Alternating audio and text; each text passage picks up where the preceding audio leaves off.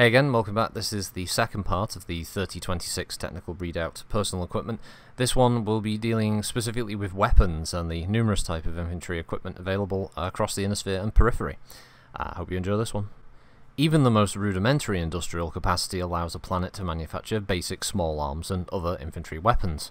Interstellar economics and military logistics also make it more cost-effective to manufacture such expendable items as rifles, SMGs and pistols on a planet than to import them to arm planetary garrisons. This factor, combined with the various military tactical doctrines in practice, creates tremendous variations even among similar weapon types. For example, in the early years of the Star League, there were more than 200 different types of laser rifles, each with their own capabilities and designed with different tactical needs in mind. Some military leaders were willing to sacrifice range for high damage potential, while others wanted range and were willing to sacrifice their firepower. This same tendency has continued into the present era of the Succession Wars, and so there still exists many versions of the same weapon type. Weapons are classified as support or personal. Personal weapons are issued en masse to individual troopers and are primarily anti-personnel in nature. Support weapons tend to be heavier and are issued selectively to increase a unit's firepower. Support weapons may be used either against infantry or vehicular targets. Most infantry support weapons are merely lighter and more simplified versions of vehicle-mounted systems. Sometimes the only change is the removal of the complex targeting controls so that the weapon can be simply fired by eye. Recoilless rifles. The recoilless rifle is an infantry support weapon that can cause a substantial amount of damage to an armoured vehicle. This, combined with its long range, makes the recoilless rifle a formidable weapon. The reason it isn't used more extensively by infantry units is its relatively heavy weight. Similar and smaller lighter versions are available, but their reduced effectiveness make them poor substitutes for other weapons such as SRM launchers. The medium recoilless rifle weighs 30 kilograms, while a heavier model weighs 60. Mortars are used by infantry support for both suppressive fire and for laying down patterns of smoke. The most common mortar is the 80mm, with the two-man crew setup. One of the crewmen will set up and aim the mortar while the other will reload. Only heavier mortars require 3 crewmen to load and fire.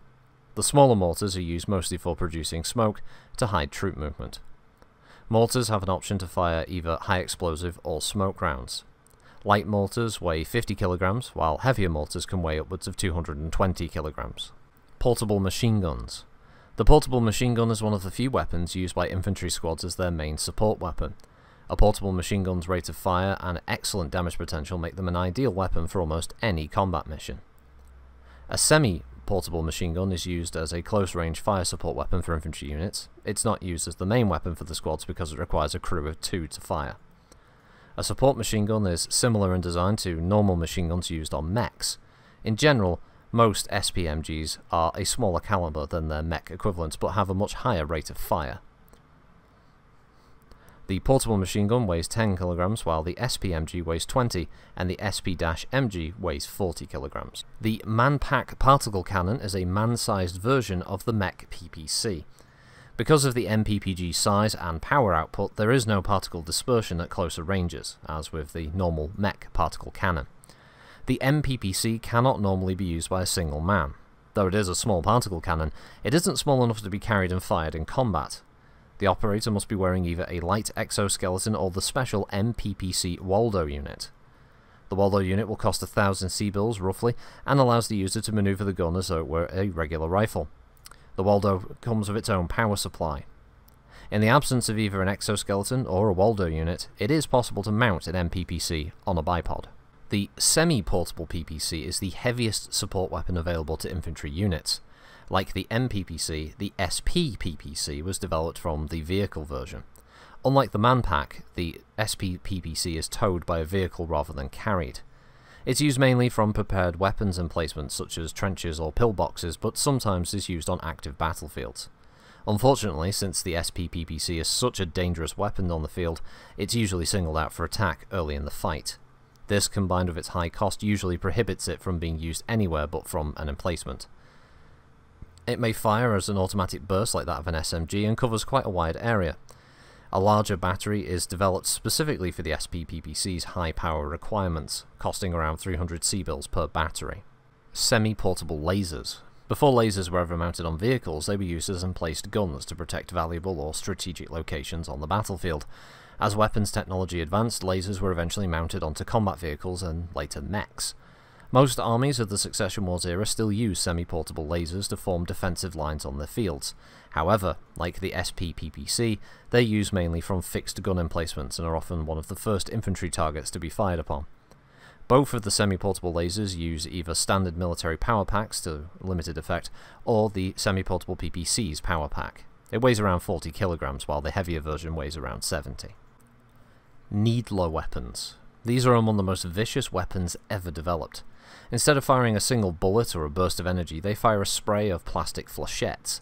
Needler ammunition consists of a small block of plastic that the gun shreds and fires out at high velocity. Needlers always fire in an automatic burst pattern similar to SMGs, and any damage done by such a weapon is spread across the entire body of a target, same way as a flamer would. They can penetrate armor, but they don't necessarily damage it. The Needler rifle is slightly larger than the pistol variant, having an extra hand grip connected to the front of the barrel. The pistol weighs about 300 grams, and the rifle weighs about 1 kilogram. Other personal weapons include the Midron Auto pistol, that fires an automatic burst like an SMG and weighs around 1.5 kilograms, and the holdout pistol, normally issued to officers and vehicle crews. The standard pistol has been the weapon of last resort for many centuries. Pulse lasers. Pulse laser weapons are the second generation of the common laser. While the laser puts all its energy into a single burst, the pulse laser fires a weaker beam of light. It makes up for any lack of power by firing 10 shots, however, just like an SMG. Mechs do not currently use pulse laser weapons because they're not power efficient enough for battlefield units. Other laser weaponry include the Nakjama laser pistol, it weighs 1 kilogram, the Sunbeam laser pistol, also weighs 1 kilogram, the holdout laser pistol weighs about 50 grams, it has its own rechargeable battery pack, the Magna laser rifle, which weighs around 5 kilo, and the Intech laser rifle, which also weighs about 5 kilograms. SMGs come in numerous forms, such as the Roranex Industries submachine gun that weighs 3 kilograms, the Imperator submachine gun which weighs 4 kilograms, the Federated long rifle, about 4.5 kilos, and the Zeus heavy rifle that weighs 8 kilograms. Gyrojets. The heavy gyrojet gun is a heavier version of the battle-proven cone rifle. The heavy gyrojet gun simply uses larger, more powerful ammunition.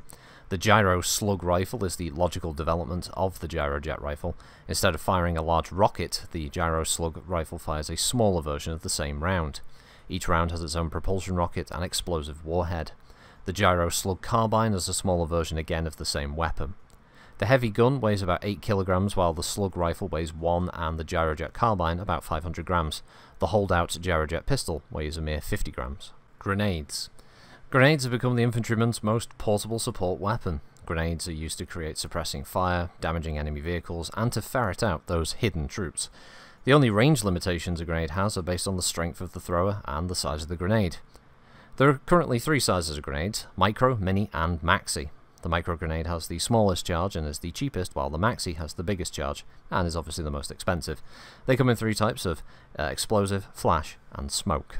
Automatic grenade launchers are used by infantry to lay down long-range suppressing fire or launch smoke rounds directly or indirectly.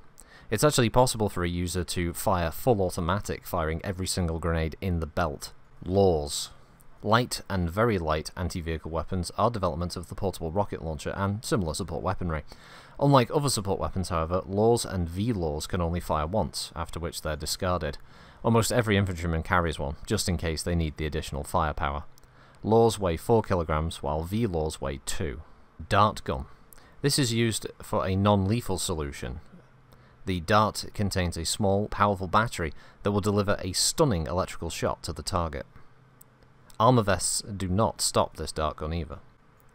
Heavy SRM launcher. Like many of the heavier battlefield weapons, the heavy SRM launcher is a more powerful version of the smaller weapon used by infantry units. The HSRM is a favourite weapon for hit-and-run tactics and ambush manoeuvres because it has excellent range, good hit probability, and is heavy enough to damage a vehicle. The heavy SRM weighs around 20 kilograms. Portable rocket launchers.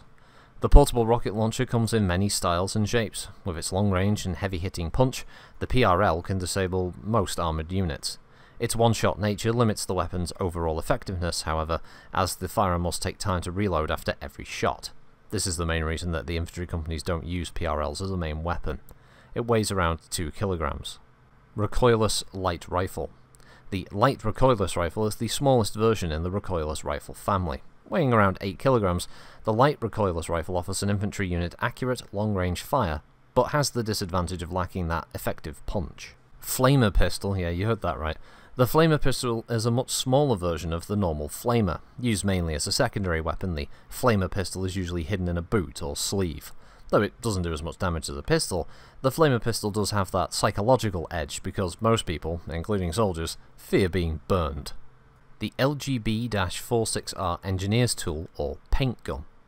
The LGB-46R Engineer's Tool is a mech repair tool that frequently sees use as a weapon. Eventually, the paint gun, as it came to be called, was carried by repair crews all over the inner sphere. The paint gun uses various types of chemicals and fluids under aerosol pressure for different maintenance functions. The three most popular loads are an isothermic freezing gas to cool circuitry, thermochemicals to soften deformed or damaged mech armor, and an acid solution for melting away destroyed components. A small container that attaches to the front of the paint gun holds each of these chemicals. Other containers do exist, but their use is limited to very specific instances. The LGB-46R earned its name as the paint gun when an innovative crewman hooked it up to a can of spray paint so that he could better control paint flow. What he didn't realise was that there was an open flame nearby, and the paint from the can caught fire and the gun exploded, killing the crewman.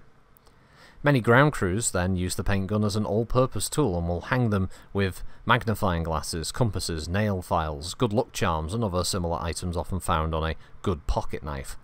Troopers also use these as a non-violent means of an honour duel, with the paint canister replacing one of the more deadlier fluids. The first person hit with the paint loses the duel. Paint guns vary in weight depending on the model. Some are purposely made heavier so they can be used as a hammer. Paint guns usually weigh about 1500 grams. The mini stun stick is a smaller version of the normal stun stick. The mini one is available in different shapes, such as a glove or knuckle covering. The same rules obviously apply for knocking a person unconscious as when you're using a normal stun stick. Hit them until they fall over.